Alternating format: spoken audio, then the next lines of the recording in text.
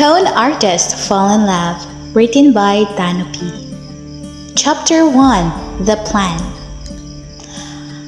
Malaya Orphanage, nakatingin si Gwen sa titulo ng orphanage na nakasabit sa labas. Tsk! Satak niya at tumingin sa mga batang naglalaro sa labas. Nakangiti si Gwen sa mga batang naghahabulan. Hoy! Pitik ni Piloy kay Gwen. Oh, inis na sabi ni Gwen. Tawag na tayo ni boss. Sumunod na lang si Gwen kay Piloy. Papunta na sila ng basement kung saan ang kanilang headquarters. Masok agad sila sa meeting room nila. Boss Carlo! Tawag ni Piloy sa kanilang boss. Tumango lang ang kanilang boss at tinignan si Gwen. Yumuko lang si Gwen bilang paggalang sa boss nila. Kain mo na kayo. Anyaya ni Dado kina Gwen at Piloy. Yuno! Turo ng dalawa sa pagkain na sa mesa. Tikim ni Boss Carlo, tumigil naman ang dalawa sa paglangon. Iba talaga kayo pag nasa harap ng pagkain. Walang mga hiya. Nakangising sabi ni Butchoy, kanang kamay ni Boss Carlo. Hoy! Ikaw na Butchoy, baka tuhugin kita ng kawain dyan. Sigaw ni Gwen. Aba, sumasagot ka na ngayon. Inis na sabi ni Butchoy. Malamang, may bibig ako. Sigaw muli ni Gwen. Push! Ibinagsak ni Boss Carlo ang libro sa mesa, kaya tumigil na ang dalawa, umupo na lang ng maayos si Gwen. Butchoy. Yes, boss. Nakasalot pa na sabi ni Butchoy na parang sundalo. Out. Po? Hindi makapaniwalang sabi ni Butchoy. Pigil na pigil sa pagtawa ang tatlo nang makita ang mukha ni Butchoy na parang maiiyak. Don't make me repeat myself. Nakakatakot na sabi ni Boss Carlo. Yumuko na lamang si Butchoy dahil sa kahihiyan. Bago siya lumabas, tinignan na muna niya si Gwen. Bleh! Dila ni Gwen na mas ikinainis ni Butchoy. Iniyukom niya ang kanyang kamao bago lumisan sa silid. Alright, here is your mission. Ipinikita ni Boss Carlo ang larawan ng bagong misyon ni Gwen sa screen. Uy, pugi ah! Nakangising sabi ni Gwen. Tss, ilamang lang yan ng 2 ligo sa akin eh. Hambog na sabi ni Piloy. Tawang malakas ni Gwen at Dado. His name is Daniel Cullen, son of Mr. Edward Cullen and Mrs. Giselle Cullen. Their family had business all over the world. They are famous on their clothing brand Cullen Fashion and many more. And top 3 as prominent business tycoon in the Philippines. Paliwanag ni Boss Carlo. Sino yung top 1? Curious na tanong ni Gwen. Well, it's the youngest businessman in the Philippines, Mr. Ezekiel Kent Lee. Sikat rin siya sa ibang bansa. Wow, grabe naman. Hanga ni Gwen. Oo talaga, kaya't huwag kang mangarap na makakasama mo yan kahit sa paniginip, lalayasan ka niyan. Aray, malakas na binatukan ni Gwen si Piloy. Pasmado na naman yung bibig mo, Piloy. Salita ni Dado. Going back to your mission, Gwen, you're the most significant for this job. You should make sure that Daniel will fall for you. At syempre, his mother will do anything just to make sure na layuan mo anak niya. At of course, she will offer money. At alam mo na ang gagawin mo. Nakangising sabi ni Boss Carlo. Piece of cake. Taas noong sabi ni Gwen. The money will be used on the orphanage renovation. Ano naman yung para sa amin? Tanong ni Piloy. 1 year supply of foods and a free vacation trip to Hawaii. Nakangising sabi ni Boss Carlo. Boys! Tumayo si Gwen, pati na rin si Piloy at Dado. Let's go! Let's go! Let's go! Sigaw nilang tatlo. Kel Company. Seryosong binasa ni Kel ang report ng Finance Department ng kumpanya. Lahat ng staff niya na nasa loob ng meeting room ay tahimik lang, halos hindi makalunok ng laway sa kaba. Kahit napakaseryoso na mukha niya, ang gwapo pa rin niya. Bulong ng babae sa katabi niya. Oo nga pero sayang lang. Panghihinayang na sabi ng babae. Eh, bakit naman? Bago sumagot ang babae ay lumapit ito sa kanya at may binulong. Sabi nila, lalaki to ang gusto ni Sir. Sigaw na sabi ng babae. Napatigil ang lahat sa ginagawa nila at tiningnan ang babae. Ang iba ay nagdadasal at naaawas sa babae. Sir, sorry po. Nanginginig na sabi ng babae. Kel closed the paper he was reading and devilishly looking to that girl. Get your ass out of here and never come back. Walang emosyon na sabi ni Kel. Halos maiyak ang babae. Pero sir, You're fired. Gawa ng babae na umiiyak at tumakbo palabas. Go back to your work. Yes sir, sagot ng lahat. Hindi magkadaogaga ang iba sa pagdala ng gamit nila. Ang iba ay halos madapa na sa pag-alis sa silid.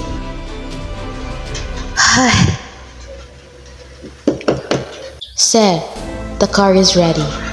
Salita ni Randy, ang sekretary at driver ni Kel. Tahimik lang ang biyahe ni Kel at Randy. By the way, sir, you have a meeting with Daniel Cohen, 1 p.m.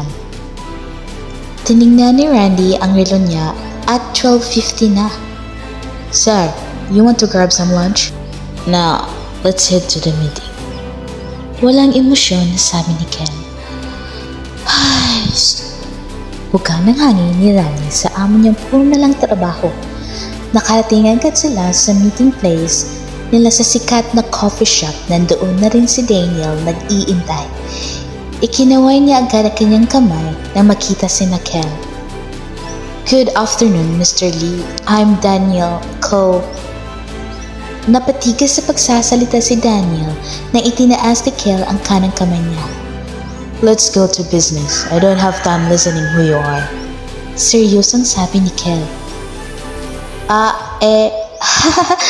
Shall we? Nakangising sabi ni Randy para mawala ang tensyon ng dalawa. Let's go to business. I don't have time listening who you are. Seryosong sabi ni Kel. Shall we? Nakangising sabi ni Randy para mawala ang tensyon ng dalawa. Gwen, point of view. Narito kami sa labas ng coffee shop dahil daw may meeting yung Daniel. Ang una naming plano ay hahapulin ko na ako ni Natado at Piloy. Huhuldapin ako ng 2 kumag at hihingi ako ng tulong kay Daniel. Ready boys? Sigaw ko sa kanila. Yeah! Sigaw naman ng 2 mokong. Hinintay na muna namin lumabas si Daniel. Bumukas na ang pinto ngunit hindi iyon si Daniel. Grabe, sobrang gwapo pero mukhang masungit. Nang makaalis na yung gwapo na masungit, lumabas na rin si Daniel. Okay, this is it, pansit. Lights, camera, action. Tulong! Sigaw ko habang umiiyak ko no. Hoy, halika dito! Sigaw ni Piloy. Aray, best actor. Titigil ka o babarilin kita. Labas si Dado sa piking baril. Naaagaw namin ang pansin ng mga tao pati na rin si Daniel. Tulong! Sigaw ko habang umiiyak ako. Tumakbo ako sa direksyon ni Daniel. Nang malapit na ako sa kanya ay umakakot agad ako. Miss? Kulat niyang sabi. Tulungan mo ako, papatay na ako ng 2 yan. Umiiyak kong sabi sa kanya. Ha? At sino ka naman? Siga na sabi ni Dado. Gustong ko nga pumalakpak sa galing niya eh. Who the hell are you two? Who the hell are you two? Sigaw ni Daniel. Lagot ng English, hindi makasagot ang 2. Kumawala ako sa pagkakayakap kay Daniel at pumunta sa likod niya. Huhuldapin daw nila ako kahit wala naman akong pera. Baka rapid pa ako nila. Ngawa ko sabi habang umiiyak. Halika ng babae ka, huwag kang magtago sa payatot na to. Hawabutin sana ako ni Piloy, ngunit mabilis na pingilan ni Daniel ang kamay ni Piloy. Kulat kaming 2 ni Dado sa ginawa ni Daniel. Don't you ever lay a finger on this petty girl. Salita niya naman. Taka nga akong tinitingnan siya eh. Hindi naman ako, guro ako nabibingi. Sugo ni Dato, ngunit mabilis siyang sinipa ni Daniel at yun lumipad ang mokong. Sasugod sana muli ang dalawang mokong ngunit. What's happening here? Napakalalim na boses ang napatigil sa dalawa. Tumayo nga ang mga balhibo ko sa katawan eh. Those scumbag trying to rob this girl. Tukoy ni Daniel sa akin. Tinignan ko kung sino kausap niya. Yung masongit at pugi palang bumalik. Nagtagpo ang aming mga mata. Agad akong nag-iwas ng tingin parang nangangain ng tao eh. Stay away from trouble. Kalmado niyang sabi. Grabe, parang nakalunok na isang daang yelo ang lalaki na yon. Umalis agad yung masungit. Hinarap ako ni Daniel kaya nag-iyak-iyak agad ako. Hey, what's your name? Kati. Muntik ko pa masabi totoong pangalan ko. Nyemas naman. Hi, Cathy. I'm Daniel. Are you okay? Tumango lang ako sa tanong niya. Well, get inside the car. Ihatid kita sa presinto para kasuhan yung umawal sa'yo. Huwag na lang. Sure naman ako hindi na sila pabalik dahil sa ginawa mo. Thank you pala. Sabay pamatay kong ngiti at kislap sa mata. Napansin ko nagbago ang expression ng mukha niya. Catch you, boy. I'll give you a ride then to make sure that you'll be fine. Nauutang yung sabi na tamaan nata sa akin. Kung okay lang sa'yo, bakit kong sabi? Binuksan niya ang front seat ng kotse niya at agad na akong sumakay. Kara naman, mayaman nga talaga sila. Where do you live?